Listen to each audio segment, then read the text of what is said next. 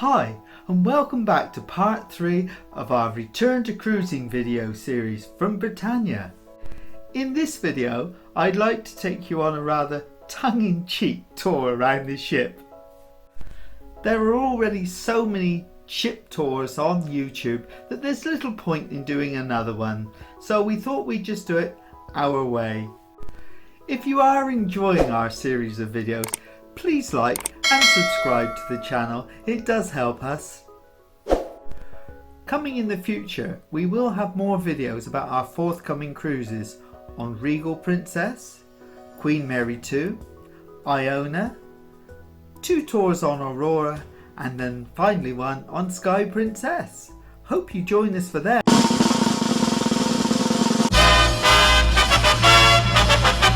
You are watching Ken Goes Cruising.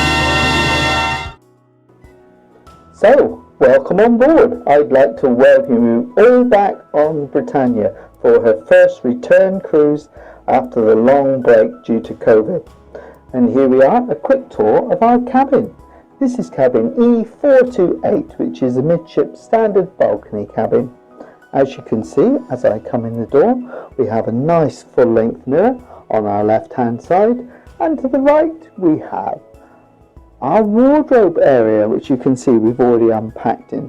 We come through to the bedroom, come through a wonderful large bed, bedside cupboard, and a nice decor, very contemporary feel. We have a seat with a desk and another sitting seat over here. And when we turn around this way, we have a huge big TV screen, which of course now you have to watch the muster drill inside your own cabin. Here we are, there's rather an unkempt looking person there, that's me I'm afraid, with another full length mirror, and then we come back out onto the balcony where we've got some beautiful sunshine. And a small balcony, but big enough for 2 people to sit and enjoy, isn't it dear? It is, yeah. Good. We'll now move on to the bathroom, which let's say is functional, but the power that you've achieved in this shower is incredible. So it's very small, a little bit tight. As you can see when the shower door opens, it's very, very close to the toilet, but the shower with a wonderful door, not a shower curtain. Fantastic, and there's ample storage, and certainly we've had no difficulties using it. As you can see, this is a picture inside one of the lifts. You can see that P&O have very carefully laid out positions for 4 people to stand in each lift, all facing into the middle. However, on this particular occasion, somebody seems to have got it wrong. We nicknamed this the naughty boy lift because everyone obviously has to stand facing the corners. Now we've taken a seat in Brodie's Bar, a lovely place, a typical British pub, but very large. And as you can see, it's not particularly busy, but this was in the morning. We were waiting for a themed quiz to begin. Honestly, by the time we started, there were a few more people there, but they didn't stay long afterwards. I suppose it's because it was beautifully sunny outside and everyone wanted to get out in the sun, as did we. The most important thing about this occasion was we actually managed to win the quiz. Never been known before. Whatever next? You can tell there weren't many people on board. We continue our truncated tour around the ship with a trip to the top decks now and a sneaky peek through the doors of the Epicurean, where we had a lovely meal one evening. And from the Epicurean, where do we go? Further up the corridor and into the Crow's Nest. The Crow's Nest is a lovely bar on board, or observation lounge mainly during the day. As you can see from the pictures, all the stools have been removed from the bar as you're not allowed to sit there, and some of the tables have been blanked off for use. It's still one of our favourite bars though. And now we're entering Britannia's beautiful Atrium from the top level.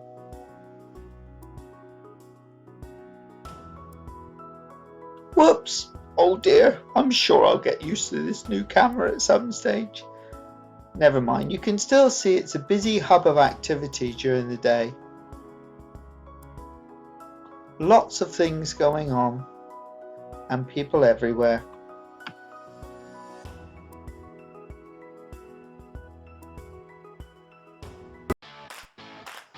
We eventually found our way up to the walking track on Britannia, and as you can see, it was very shortly pointed out by my wife that I was going in the wrong direction. So we turned around and followed the arrows. It's one thing that we do miss on Britannia is the prom deck where you can walk right round, and this is a sort of a semi-poor substitute, but 7 laps is a mile, so I thought rather than taking you round at normal speed, I'd take you round at supersonic speed.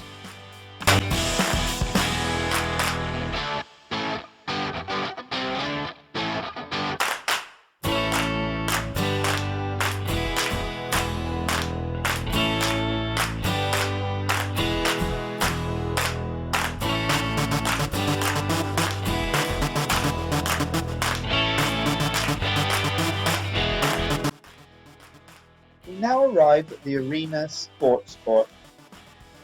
As you can see, it was empty at the time with not a lot going on, and this was true for most of the time during this cruise, as due to this current situation, very few activities were actually allowed to take place. We've moved on now to the front of the ship and the adults only area known as Serenity. Seemed a little ironic on this cruise actually, as there was only one person on board under the age of 18. However, during periods of full occupancy, I can well understand the need to escape from all the noise and joy and laughter at times, just to have a little bit of peace and quiet. In front of the Serenity area is the retreat. Unfortunately, I've got no footage of that because we didn't buy a day pass to go in there.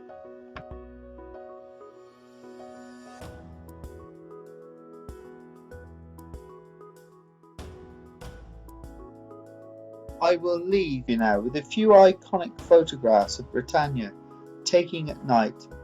These photographs were taken about 1:30 in the morning on our return to our cabin from the buffet on the final evening.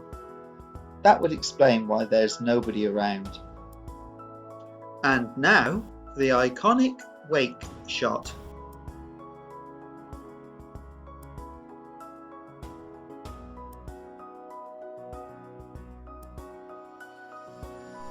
Thank you so much for staying with us until the end of this video.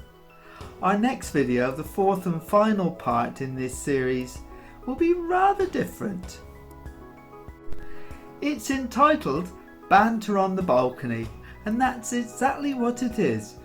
I was playing around with my new camera and having a chat to my wife on the balcony about certain things, and lo and behold, it sort of turned into a question and answer session. But we still think it's a little bit of fun,